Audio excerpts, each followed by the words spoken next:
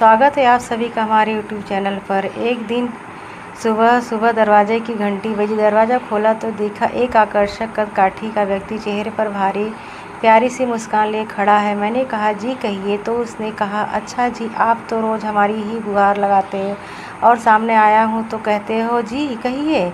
मैंने कहा, माफ़ कीजिए भाई साहब, मैंने पहचाना नहीं आपको। तो वह कहने लगे, भाई साहब, मैं वह हूँ जिसने तुम्हें साहेब बनाया है। अरे ईश्वर हूँ ईश्वर, तुम हमेशा कहते थे न कि नज़र में बस हो पर नज़र नहीं आते। लो आ गया, अब आज पूरे दिन तुम्हारे साथ ही रहूँगा। मैंने चिढ़ते हुए कहा, ये क्या मजाक है। अरे मजाक नहीं है, सच है। सिर्फ तुम ही नज़र आऊँगा, तुम्हारे सिवा कोई देख सुन नहीं पाएगा मुझे। कुछ कहता इसके पहले ही पीछे से माँ आ गई। अकेला खड़ा खड़ा क्या कर रहा है यहाँ? चाय तैयार है, चल आजा अंदर। अब उसकी बातों पे थोड़ा बहुत यकीन होने लगा था और मन में थोड़ा सा डर भी था। मैं जाकर सोफे पर बैठा ही था तो बगल में वह आकर बैठ गए। चाय आते ही जैसे ही पहला घूंट पिया, मैं गुस्से से चिल्लाया, अरे माँ, ये हर रोज़ इतनी चीनी। इतना कहती ही ध्यान आया कि अगर ये सचमुच में ईश्वर है तो इन्हें कतई पसंद नहीं आएगा कि कोई अपनी माँ पर गुस्सा करे। अपने मन को शांत किया और समझा भी दिया कि भाई, तुम किसी के नज़र में हो आज में ज़रा ध्यान से बस। फिर मैं जहाँ जहाँ वह मेरे पीछे पीछे पूरे घर में।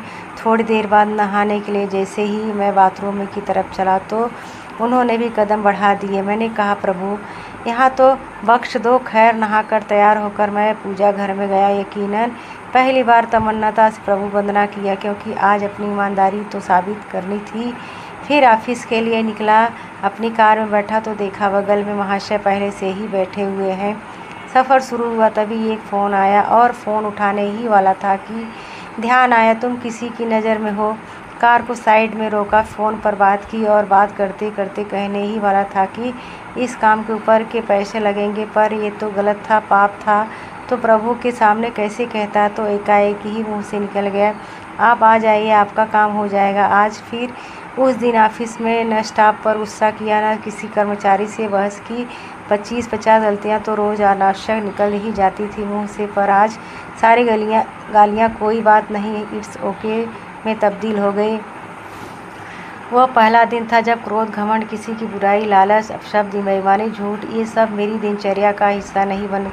शाम को ऑफिस से निकला, कार में बैठा तो बगल में बैठे ईश्वर को बोला ही दिया, प्रभु सीट बेल्ट लगा ले, कुछ नियम तो आप भी निभाएं। इनके चेहरे पर संतोष भरी मुस्कान थी। घर पर रात्रि भोजन जब परोसा गया तब शायद पहली बार मेरे मुख से निकला, प्रभु पहले आप लीजिए। और उन्होंने भी मुस्कुराते हुए निवाला मुँह में रखा। भोजन के बाद माँ बोली, पहली बार खाने में कोई कमी नहीं निकाली। आज तूने, क्या बात है, सूरज पश्चिम से निकला है क्या आज? मैंने कहा, माँ, आज सूर्योदय मन में हुआ है। रोज़ महज खाना खाता था, आज प्रसाद ग्रहण किया है माँ, और प्रसाद में कोई कमी नहीं होती। थोड़ी देर टहलने के बाद अपने कमरे में गया। शांत मन और शांत दिमाग के साथ तकिए पर अपना सिर रखा तो ईश्वर ने प्यार सिर पर हाथ फिराया और कहा, आज तुम्हें नींद के लिए किसी संगीत, किसी दवा और किसी किताब की सहारे की ज़रूरत नहीं है। गालों की थपकी ने गहरी नींद को हिला दिया।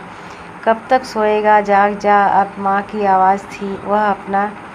वह सपना था शायद। हाँ, सपना ही था, पर आज का यह सपना मुझे जीवन की गहरी नींद से जगा गया। अब समझ में आ गया इसका इशारा कि तुम मेरी नज़र में हो। जिस दिन हाथ में समझ जाए कि देख रहा हूँ मैं उनकी नज़र में हूँ, उस दिन से हमारी जीवन यात्रा सरल और सुखद हो जाएगी। कृपया इस वीडियो को ज़्यादा से ज़्यादा शेयर करें।